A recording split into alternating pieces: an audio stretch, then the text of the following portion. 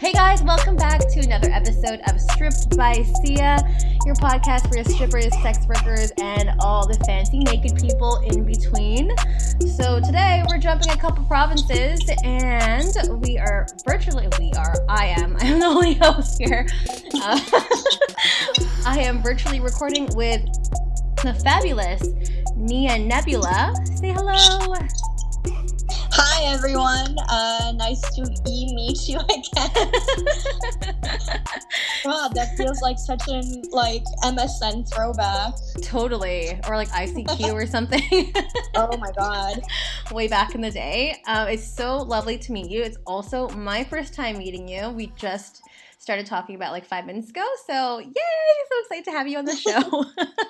Well, thank you so much for having me. You're so welcome. I can't wait to get into all the topics that we're going to be talking about today. So a bit of today's episode, it's a bit of everything. Obviously, this still is the COVID miniseries. So we are going to be talking about stripping, mainly in Manitoba, because I think you dance at a couple clubs there, which we're going to talk about, as well as some fetish work as well. So without further ado, let's get right into it. Can you define and explain to the audience who you are, what you do, in your own words, on your own terms? Oh man, that's such a difficult question. I know, I'm looking at your Instagram and looking at your website. You do so many things. I'd like to think of myself as a multifaceted entertainer to some degree or another. Now, whether everyone agrees with that or not is a different story. I mostly got known on the circuit for my hula hoops because I was doing those shows well before I started dancing. Okay. And actually, my first 6 months of dancing, I literally refused to touch a pole. Really? So people got a little sick of them, but it's still one of my bigger shows that I have available right now, and it's definitely what I'm known for. Very cool. But yeah, I'm an international showgirl. I've worked my way across a decent chunk of Europe.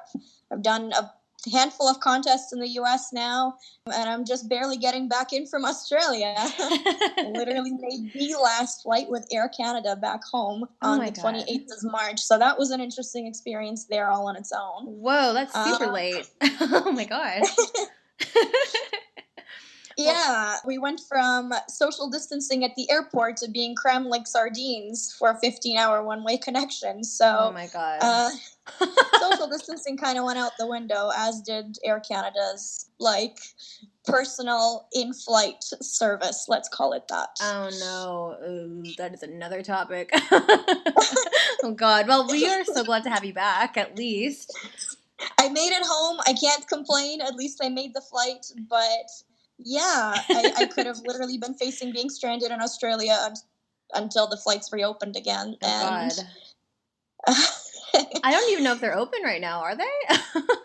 I think they're re-kickstarting international flights right now. I know I was reading on one of the dog rescues I follow that they're looking for people flying into Canada from Korea specific. Oh, interesting. So, yeah, I thought that was interesting too. Like of all the places that they're looking to import dogs from right now, it's from Korea, so that's a good thing in my opinion. But apparently totally. The flights are jam-packed. So wow, crazy. Well, yeah, the world is slowly, quote unquote, getting back to normal right now. But I mean, baby steps. It's not over yet. So let's talk about. Okay, there's so many things here. Where do you want to start? Stripping, dancing across Europe. Your online work, Manitoba. So many facets here. My kickstart in the industry was in BC, and I was one of the top graduates out of my college. I got a great job, and I could still barely afford to pay my rent. So my performance and entertainment aspect started because I needed money to pay my bus pass. And maybe have some extra money for food, because even at being over minimum wage and in a commission-based job, I still could, it took over one paycheck to afford to pay my rent, and I couldn't afford to live. No. So I used to volunteer a lot with the fetish community in Vancouver. I worked for Sin City and Noir for 2.5 years. Oh, yeah, cool. Doing the 50-50 draws, so that's part of where my kickstart was with at the Fetish. beginning of everything. And near the end of those 2.5 years, I started doing more variety shows. So a lot of the circus-based events around town were constantly looking for hula hoopers or people with LED toys, and that's how I managed to supplement my existence in society. Oh my gosh. I got fired literally 2 days before I hit a 3-month probation in my second job in my industry. No. And my girlfriend was like, well, I've been doing this for a little bit. Would you like to come dance? And little did I know, I had no fucking clue what I was doing. Like, absolutely none. And when I say that, I mean it. Even coming out of the fetish events, I had no clue what I was doing. I did an amateur contest at the Alder, which is now gone. Yes, I did the Alder. 2 days of freelancing at the Bird, which is now also gone. Oh, yeah, I was gonna say it's gone too. And then my first actual booking ever that next Monday was in Kitimat. What? Where we had to chop our own firewood and build our own fire for 2 weeks in the bar to keep warm. Oh my god. So you literally got thrown into the fire. People used to say that the condole was rough. None of those girls had ever been to Kitimat. Oh my god. I was going to say, because I was like, I've never heard of anyone going to Kitimat. What club's up there? Or what club was there? Is it still there? It was the zoo. And it was definitely an interesting experience because it was a zoo. It was run by people who used to pretend not to speak English. What? In order to literally avoid backlash from the owners at the time. What? Oh my gosh, there's so many things wrong with this. My first time up there, one of the people that was up there was trying to play Madame and was literally trying to convince us to do extras out of the hotel rooms upstairs. And I was like, what the actual fuck did I just get myself into? Oh my god. So, okay, wow. That's awful. Oh dear. So, okay. Oh my god. Needless to say, I went from there to Campbell River. That was my second booking ever, and that was like end of November to beginning of January. I just took all of December off, and I like to recoup and rethink if this is what I wanted to do. Yeah. And Campbell River, before the renovations and before everything, was, I mean, I love the renovations. I love the way the bar looks now. But it was just such a weird little place to be like put into back then as well. So, and you're talking about JJ's? Yeah. Yeah. Back when private dances weren't really a thing there. Right. Yeah, and we've mentioned that on the podcast a couple times now, just I guess the pivot and the switch, I guess from feature and stage dancers and now to the emphasis now on VIP and like lap dances. It's so crazy. So you've obviously witnessed all of that, and not just witnessed, but experienced all of that too. When I first started, it took them about, I want to say 8 months to a year after I kickstarted into the industry for the current agent at the time to install 2 private dance rooms at the Alder. Wow. If you've worked there while it was open, those got built while I was on shift. While you're on shift? Wow, girl. You have so many stories. I remember the usual crowd in there because it was a bunch of like, it was blue collar jobs in the area. So It was a bunch of people that worked for auto shops around the corner, a bunch of people that worked in some of the factories that were just out of the Vancouver area that would drive in because they lived, close by. And they looked at these rooms being built and they were like, why would I pay to go in there when I could like tip you and enjoy it on stage? And then you're going to come have a drink with me anyway and play pool after. Like, what is going on? Yeah. Yeah, that's interesting too, to kind of like try to put yourself in the patron's shoes too, to be like, why is this needed? So that there's a bit of a shift there. And it went from why is this needed to this is the only thing, which is really, really, really mind-boggling, honestly. I know. It's crazy. Super crazy. But I also want to ask you about your experiences dancing in Europe and also your experiences dancing in Australia. How was that experience for you? Dancing in Europe is very different to dancing here. It's definitely a little bit more of a mix of how the States is ran with just freelancers. Right. But you get paid a flat rate per shift. Mm-hmm. So my favorite club was actually in Hamburg. It's actually the world's largest red light district. I went from being put into a place that was questionable at best to having to sneak out from the second story to go audition at a different club. You can't even make that up. Yeah, they tried to lock us in. What? Oh my so God. we snuck out of a window to get out because this was the only strip club in the window shopping section of the red light district to go across the street to the actual strip club alley. And auditioned, got hired on the spot because myself speaking Canadian English and my girlfriend being British. Yeah. Well, it worked out, right? So that ended up being my favorite place to work, and it was mostly champagne sales. Okay. So your liver better damn well be strong, because if you can't drink, you're not making money. No. Can you, how did you land yourself in Europe, and can you tell us a bit more about the champagne service that is there in the States? It's in the States, in Europe? Champagne sales is just a part of how the clubs are ran. Champagne's a lot cheaper in Europe than it is here, but I can work across all of Europe with my European Union, so second citizenship comes in handy somewhere, right? Lucky girl! That's awesome.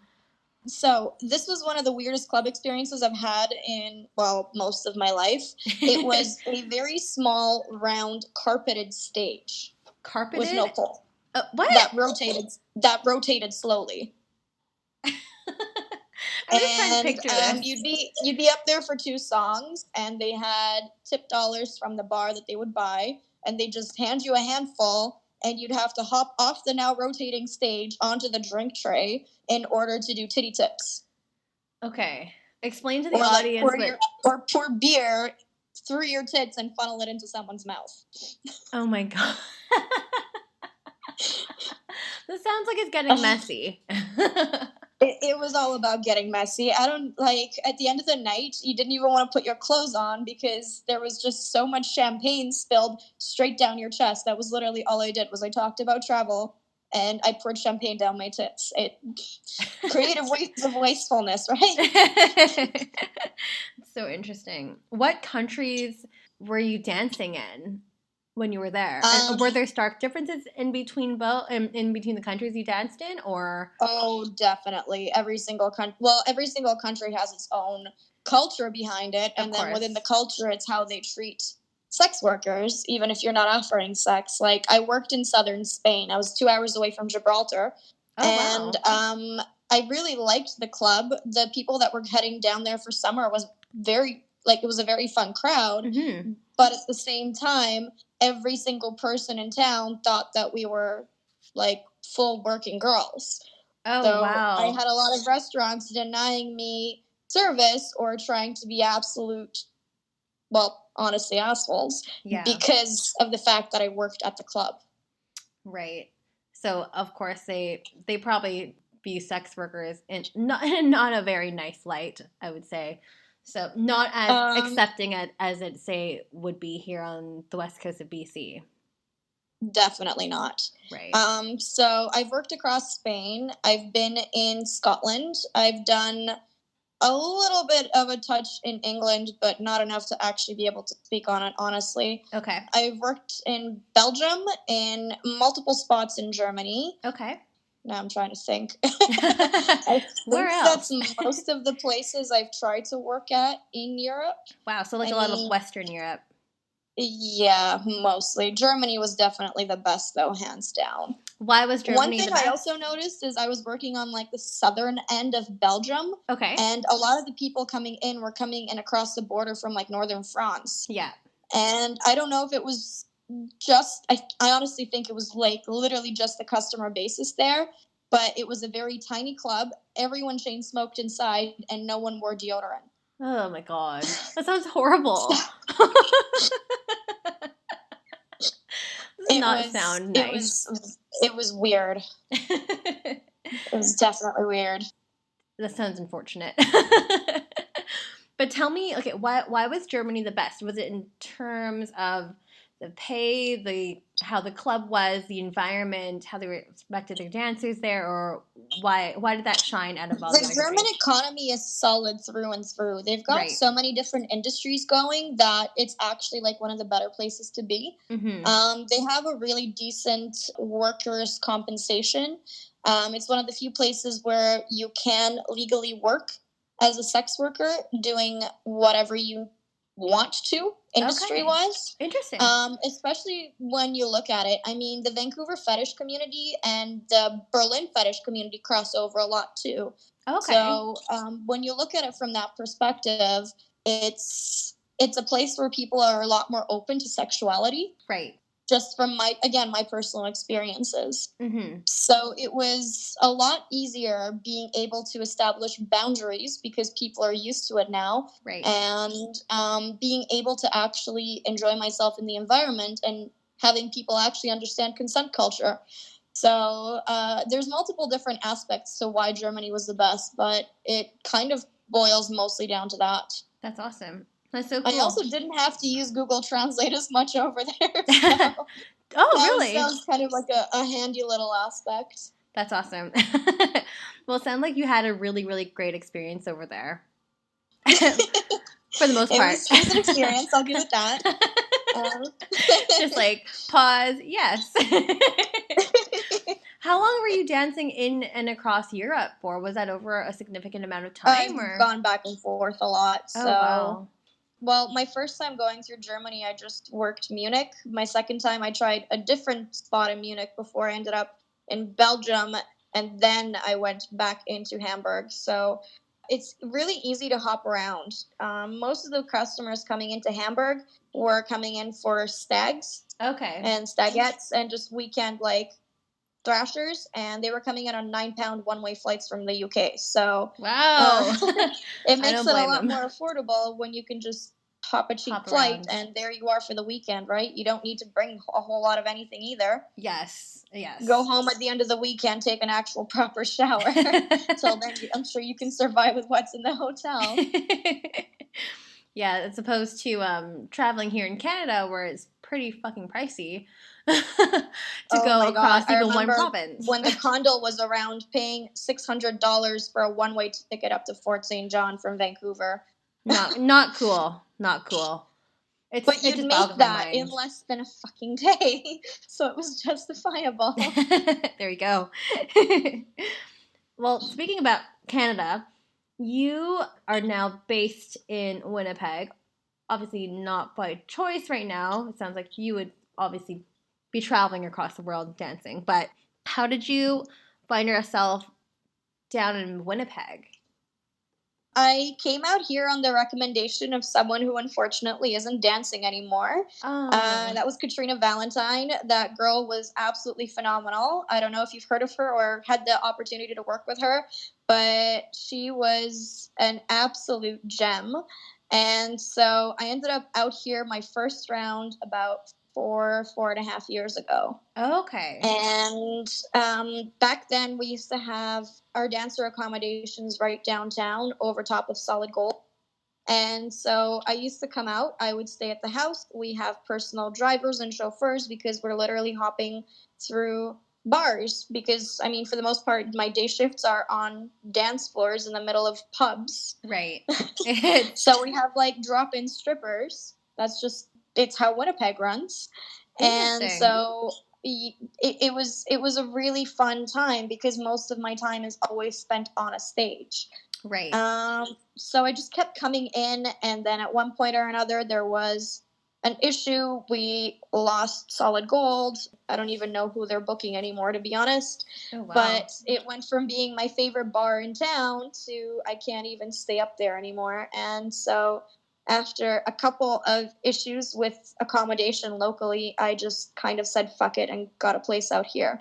My preference has always been to be on stage. Mm-hmm. I have no issues with doing floor work, but as soon as you drop in and you're the only person out of town that has no regulars and customer bases, it's really difficult now trying to sell when girls are in our economy, especially getting aggressive towards their personal regulars. Mm-hmm. So that was kind of the main purpose for me getting a place out here. Wow. The entire point was I have a spot where I can come in, I can work for a couple of weeks, maybe like 2 months at a time. Yeah. I can change over my suitcases, but I have guaranteed work in the city or within driving distance of the city. And then I can go off and do the rest of my bookings everywhere else, right? Right. So it's a pretty good home base then in that sense. My connection down to Australia was cheating the system at its finest, because I got one of the DJs from the day bars to drive me across the border into North Dakota. So my flight from there into Vegas was about $100. Okay.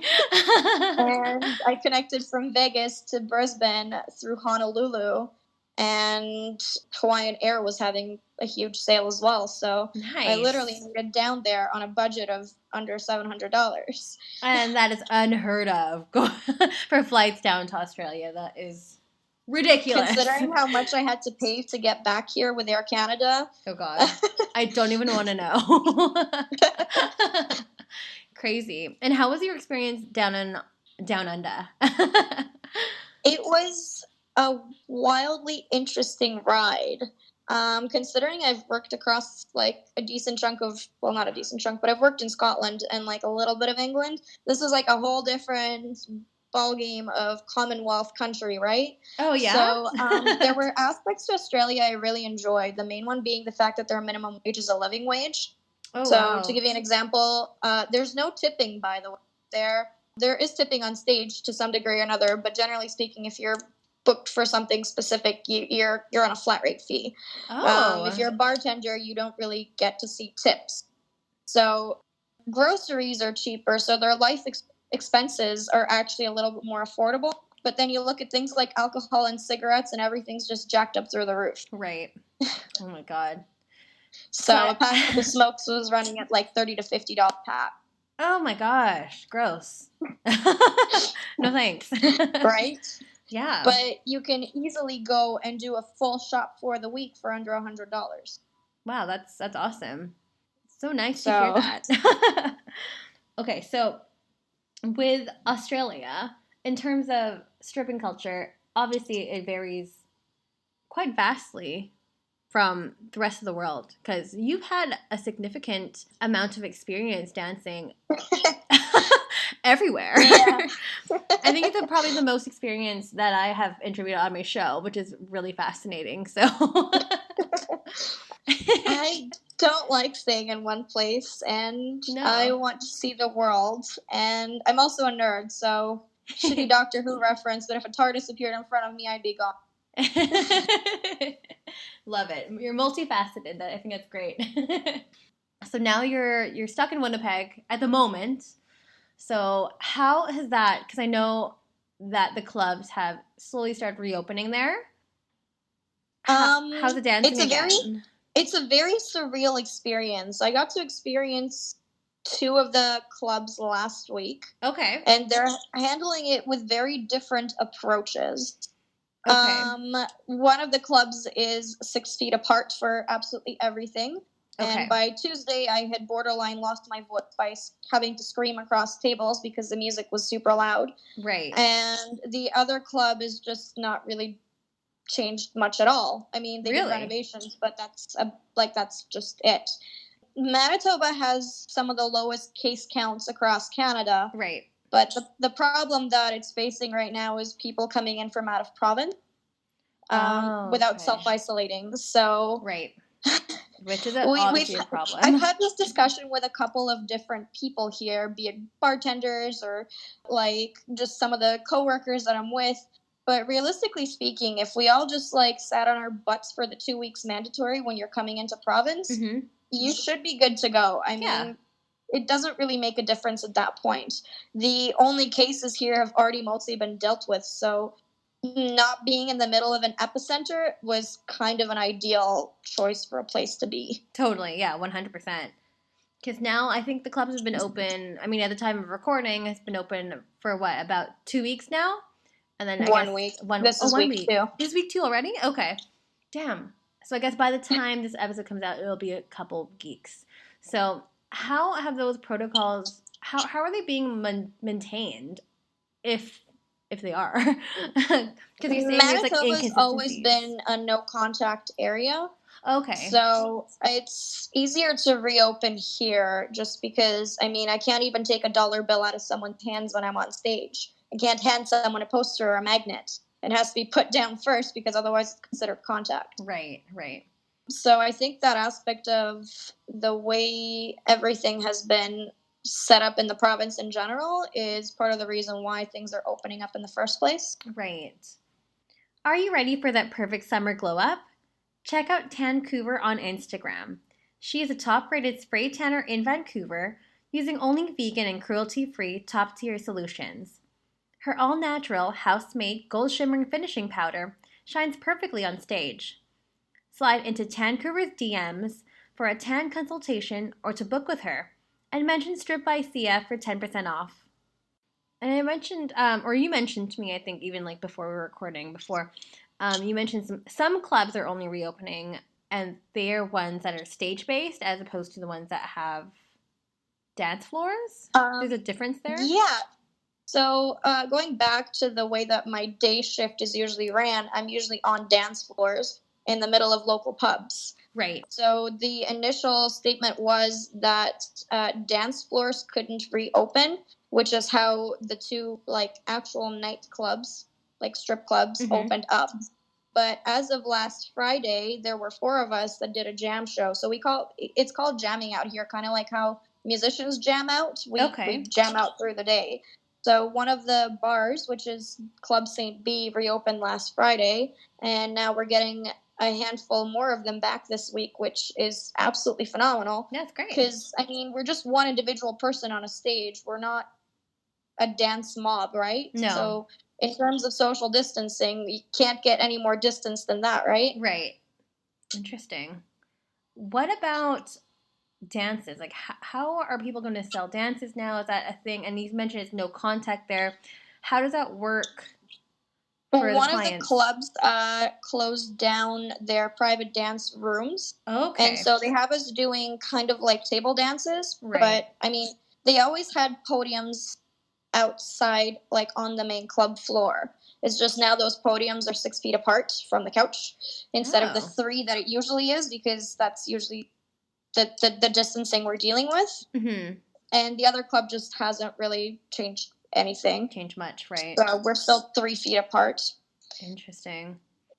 I think the different ways things are being handled is definitely affecting how the sales are going. Yeah. That's my next question. It's hard because I've got a couple of my regulars out here who are into feet, and now I can't even get my feet up close and personal. Damn it! I've got most of what I do is therapy work to some degree or another. So whether that's helping out someone who is dealing with loss due to COVID, whether that people that have been laid off or are now like super like reintegrating almost. Yeah, there we go. That's what I was looking for. Yay! Or whether it's people that are used to being able to play out a fantasy to some sort or another. Like, great example, one of the regulars that comes in for nights is a professor at one of the universities. Really? And as much as I don't wear a schoolgirl outfit, I definitely call him professor. So, I mean, everyone has something that they need to be made feel human. I don't know. Right. No, totally. To quote myself from earlier, fetish work and just strip club work in general, it's liberation from shame. Right. Can you elaborate more on that as well? Because I know you mentioned too, like, you know, people are living out their fantasies at the strip club. They might have some roots in fetish work, or not fetish work, or at least fetish. Did you want to talk about that whole liberation as well? I feel like in our day-to-day lives, general society pushes us into these boxes. Being in sex work, and this one took me a really, like, unfortunately embarrassing long time to click into. It happens. We're there to provide a service, but how you handle that is up to you. So some people are specifically looking for one thing and that's it. Now, what that one thing is questionable, and you've got about 15 seconds in your intro, maybe up to a minute if you're lucky and they're drunk, to figure out what it is that they're after and what kind of personality change you need to do within seconds to like appeal to your your customer basis. But it's a lot of role play, it's a lot of feeling things out, it's a lot of like super fast changing sales tactics, honestly. But a lot of it has to do with what you're trying to cater to. So going back to the professor, I mean, it's not an obvious girl fantasy, but the fact that I'm wearing my glasses into the bar is definitely something that has like triggered something in him, because the money hasn't stopped from there, thankfully. It had to come from somewhere, right? And you're but playing then looking at, and I was going to tell you a story earlier, looking at on Sunday, I went out just because, I mean, I wasn't on schedule, but I was bored. I didn't want to sit at home. And my roommate was on schedule, so I was like, okay, deciding factor. I've got some chill people in the bar. Maybe I'll make some money. Who knows what happens, right? Yeah. And we had a couple that were swingers that came in. And Winnipeg doesn't have a fetish community. They're like the closest thing that they have out here is a place called Aquarius. Okay. Which, as far as I'm told, is a sex-orientated bathhouse. Oh, interesting. So that doesn't really cater to a lot of people. Right. I mean, it's great if you like sex in public. It's great if you enjoy that aspect of everything. But I always went to the fetish community because I like playing dress up, because I enjoy the conversations, because I enjoy getting to know the weirder side of people. Me, weird is normal, and vanilla is weird, so take your pick. A person who tells me they're vanilla is usually the that can't find my clit, so... Yes, exactly. No, I don't get along with those people either, so I hear you. It's like, run away. Well, I mean, everyone has their thing, right? Yeah, exactly. But what about this couple? So this swinger couple came in on Sunday. Well, they're looking to expand their horizons. They're looking to have a more, like, in-depth experience. They're also looking to hire burlesque performers, like actual proper shows. Oh, okay. Kind of like how Plur does. Right. Because they want to throw actual swinger parties. Fun. So they want like proper entertainment. They're looking for fire shows. They're looking for interactive shows. They're looking for like to actually set something up where they can provide something that's a little different, you know? Right. And I was all over that for multiple different reasons. The main one being, this actually sounds like fun. Yes. Usually when people tell me come to an after party, the first thing that comes out of their mouth is, I swear we will have such a great time. Usually followed by, I really hope I can snort coke off your ass, or... Right. something else to that extent. And I'm like, cool, well, I mean, that sounds great for you. I'm so glad you asked me. So this couple, like, so they're trying to plan some kind of bigger event, basically. Well, they're trying to cater to something that's missing out of the community right now, and to me that sounds like a perfect opportunity, because I mean there are enough of us locally that do actually perform, and it's a great excuse to actually be able to do something a little more, I don't know, different. Different, descriptive. Well, that's awesome. Fingers crossed. I hope that happens, because, as you said, like, there's nothing available like that or of that sort available in Manitoba at the moment. So, be a good niche to tap into. But let's on the topic though, like, why don't we talk about more about like your work in fetish and in the fetish community? You briefly mentioned you got started in the fetish community in Vancouver by volunteering at like Sin City and Noir. Yeah. Cool. So back in those days, I don't know if they do this anymore, honestly, because, well, no more isn't existent anymore. Right. And I haven't been to a Sin City in a very long time, unfortunately. But they used to hold 50-50 draws, and half the money would go towards a lucky winner in the bar. And the other half would go towards PACE, which at that point in time, and still to this day, is the organization assisting with the downtown East Side working community. So I think part of my sales tactics honestly came from there, to be honest. That's awesome. But another part of it is I got to know people on a way better, more intricate level. It gave me an excuse to go and talk to the entire bar. Totally. That's incredible. To me, that was a great selling point, right? Yeah, totally. I feel like being in the fetish community has given me a different glimpse into the way that this industry is handled as opposed to any other training could have, if that makes any sense. No, that makes sense. It was easier to offer fetish-related services in Australia just because a lot of the girls, there are tons of agencies out there. Most of the girls freelancers with house fees. And then the only way you work for an agency is for private shows. Now, you could literally be booked to be in the middle of a living room. But, yeah, they have, like, full menus for everything from cream and strawberry shows to masturbation to, like, two girls, like, lesbian show, full scale. So, it's not what I offer, but it's definitely something that they offer. Right. Oh, my gosh. But I didn't realize on the off chance, they did get a lot of fetish-related bookings, too. So people wanting to sit there and massage your feet, or people wanting to be stomped down on. And for me, it's consent-orientated, but it's always about things that don't really overly affect me, if that makes sense. No, that totally makes sense, for sure.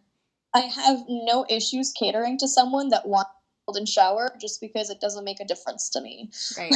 No, totally. I'm not the one that has to shower after. No.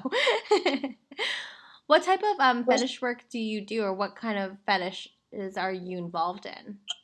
It really depends on who I'm dealing with, if that makes sense, just because some people rub me the wrong way, and I'm just like, I'm not even with the look at what you want out of this, because at this point in time, I just don't. Yeah, no. Consent is sexy. Yes, 100%. Something that we promote here. Yeah, I don't know. For the most part, I seem to attract a lot of foot worshippers just because I actually do enjoy that aspect of everything. That's awesome. I've had a handful of people that enjoy being trampled.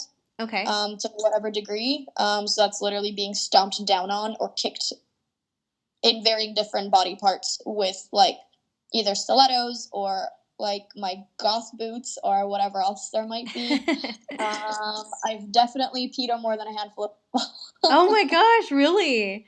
How's that? I don't know. I've never found that to be, like, a shameful act. I mean, everyone uses the bathroom to or another. I'd just rather, like, be given a heads up so I can drink a shit ton beforehand. Totally. Clear the system out, you know? Exactly. I love that. I've never really been into scat or blood play to any degree. I don't know. Any other liquid that comes out of your body or orifice is just not my thing. No.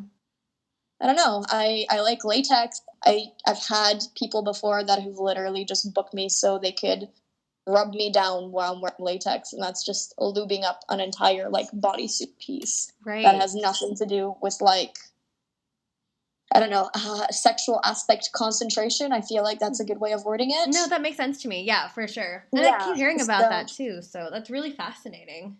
How did these people find you? Huh? Like, how do your clients find you? Sometimes it's at events. I mean, it used to mainly be events. Sometimes it's on FetLife. Mind you, most of what FetLife brings in is people that just want to have their own experiences and have no intention of paying for services. Sometimes it's Instagram, but as my Instagram has been deleted 5 times in the last year, I went from 15K followers and a decent influx of customers down to, I think I just 400 recently. So it's a little harder to track people in. Yeah, that's upsetting. Fucking Instagram.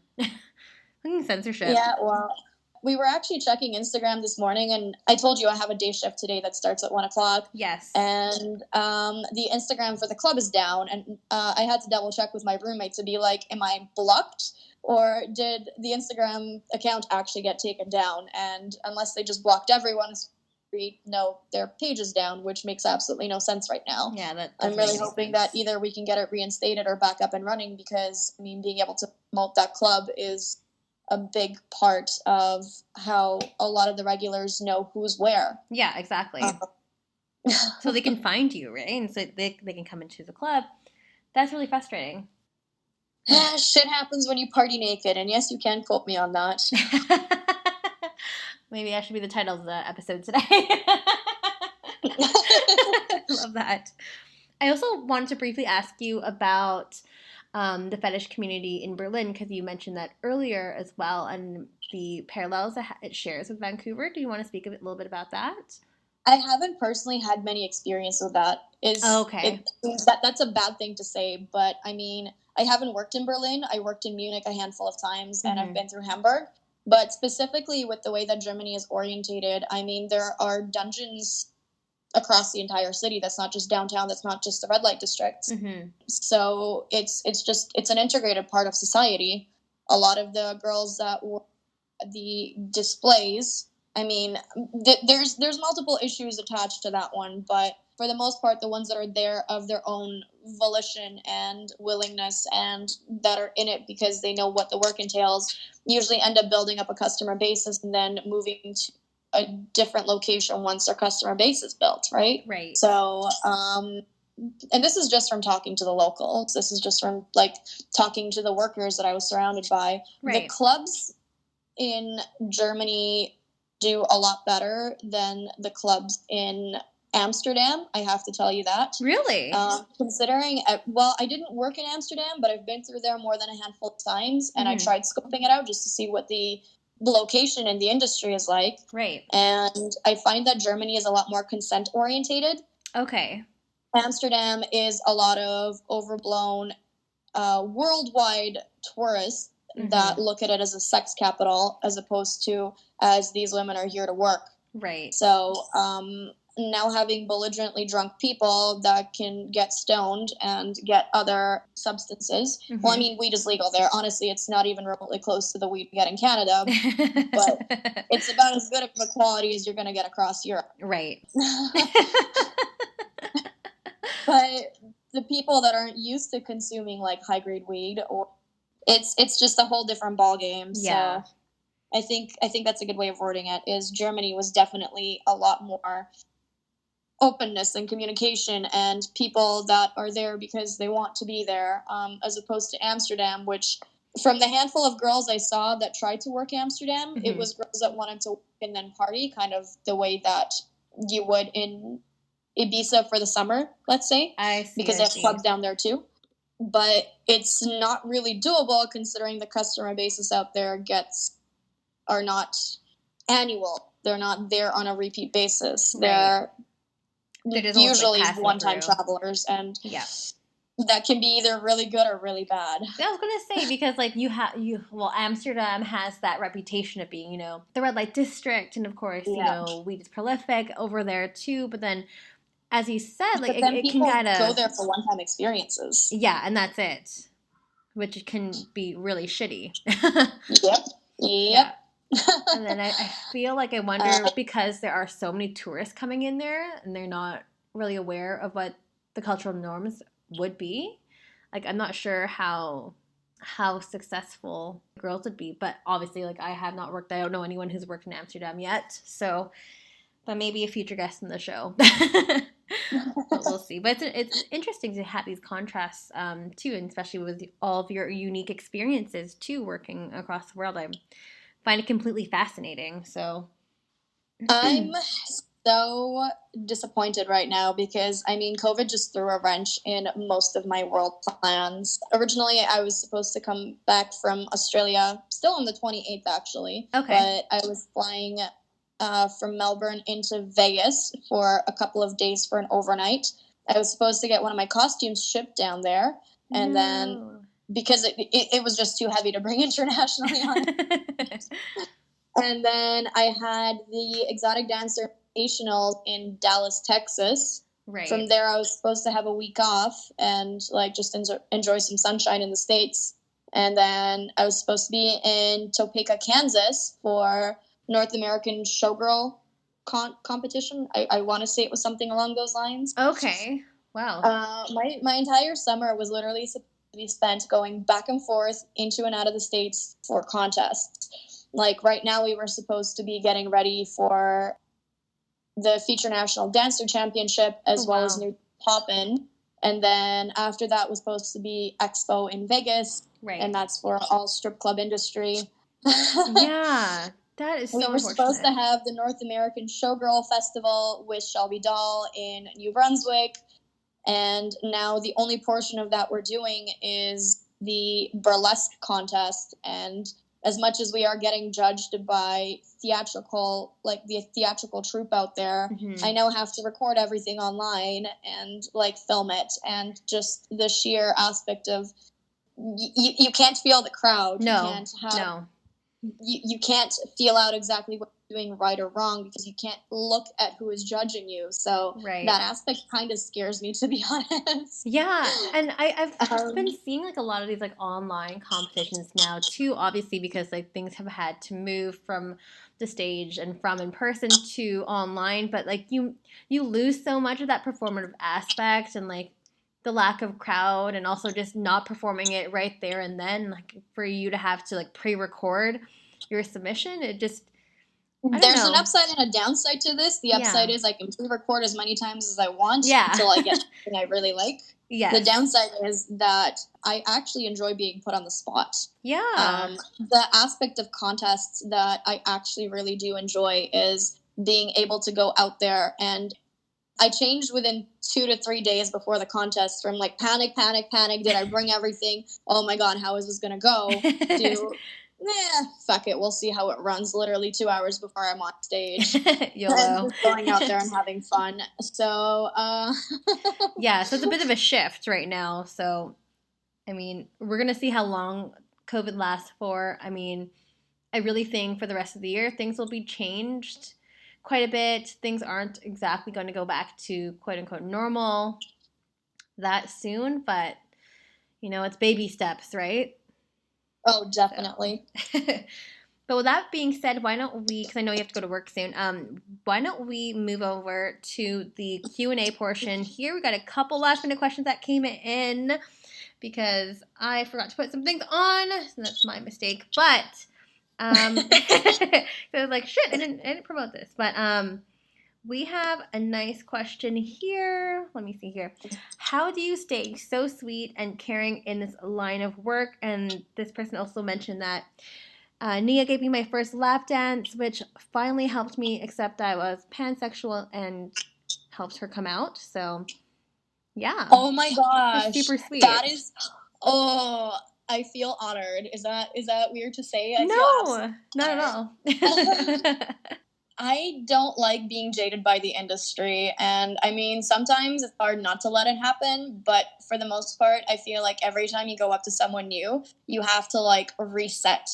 One of my jobs before I was legal was doing door-to-door child sponsorship with Plan Canada. Oh, wow. So, I mean, if you can go from door to door and keep having no's and like literal shuts in your face, you just have to like regroup and move to the next table and talk to the next person and either make a joke out of your shit experience with the last one or try to find a way to make it a positive experience with the new one, right? Right, totally. I like that, though. That's that's really positive, too, and making light of the situation. So, because I know, like, a lot of the times girls can get super jaded in this industry or just, like, demotivated. It's very easy to do that, right? So, very cool. And another question here. When can I get another one of your hugs? Come find me at Teasers. I'm there today for day shift. Teasers is not... I can definitely give out hugs there, thankfully. Well, that's good. I'm not sure what the rest of the week schedule is or if I'm just filling in today because this is kind of like a... We're on call for 14 hours a day. How's that sound? Oh my gosh. So, I mean, there's upsides and downsides to everything, but I definitely enjoy the fact that I can get a random phone and have extra work thrown in. Which works out. Yeah, it works out in your favor, so fingers crossed. It generally does, yes. Yes. But yes, hugs can be found in teasers. Perfect. I'll definitely have to plug that. And speaking of plugging, where can we find you?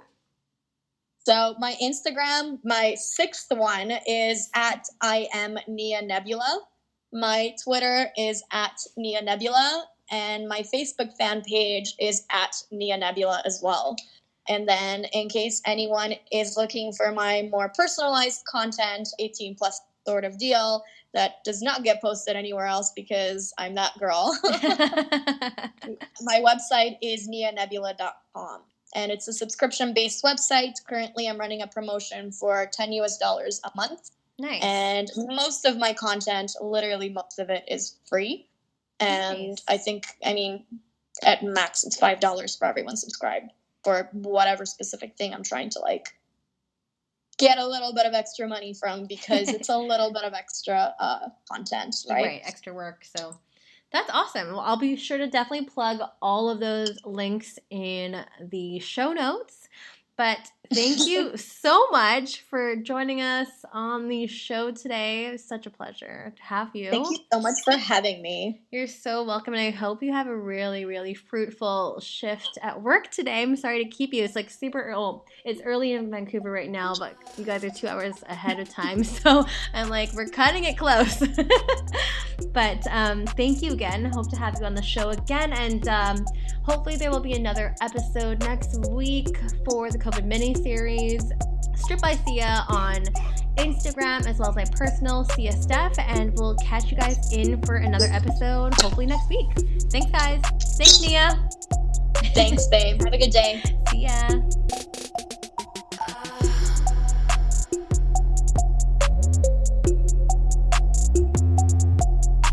You're listening to Stripped by Sia, produced and hosted by Steph Sia, aka Kimchi, music by Ted D.